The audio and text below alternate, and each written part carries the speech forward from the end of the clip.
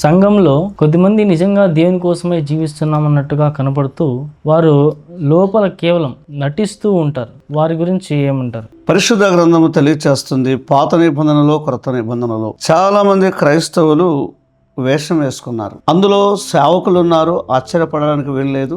సంఘం నడిపించే బాధ్యత గల పెద్దలు ఉన్నారు, పరిచారకులు ఉన్నారు. అందుకే పరిపౌలు గారు రాస్తున్న తిమోతి పత్రిక అంతా కూడా దైవభక్తిని గురించి రాస్తాడు. అంటే కొద్దిమంది పైకి భక్తి గలవారుగా నటిస్తారు, వారి అంతరంగములో మార్పు లేకుండా చెడు కలిగి ఉన్నారు. కొద్దిమంది డయాసిస్ మీద కూడా సేవకులు, ఇంకా ఎవరైనా కావచ్చు కాబోలు, నటన అనేది క్రైస్తవునికి అలవాటు అయింది. వారు ఆత్మీయులుగా ఉన్నట్టుగా నటిస్తారు, కానీ వారి అంతరంగములో, వారి రహస్య జీవితంలో మార్పు లేని వారుగానే ఉన్నారు. అయితే ఒకటి వాస్తవం, మన ప్రభు వస్తున్నాడు. నటించేవారు, నైతిక విలువలు కలిగి యథార్థంగా జీవించేవారు ప్రభు ఎదుట నిలబడినప్పుడు రుజువు కాబోతారు. ఉదాహరణకు సమూయేలు రాసిన 2వ గ్రంథం 19:24లో మెఫీబోషెతును గురించి సీబా చాటున తనకి యజమాని గురించి నేరం మోపాడు. కానీ మెఫీబోషెతు నటించేవాడు కాదు, యథార్థత కలిగి ఉన్నాడు. తన రాజు కొరకే ఎదురు చూస్తున్నాడు. అతని వస్త్రాలు కానీ, అతని గడ్డపు వెంట్రుకలు కానీ, భోజనము కానీ మానుకొని నా రాజు వస్తే చాలని, అంటే ఆయన నటించేవాడు కాదు. సీబా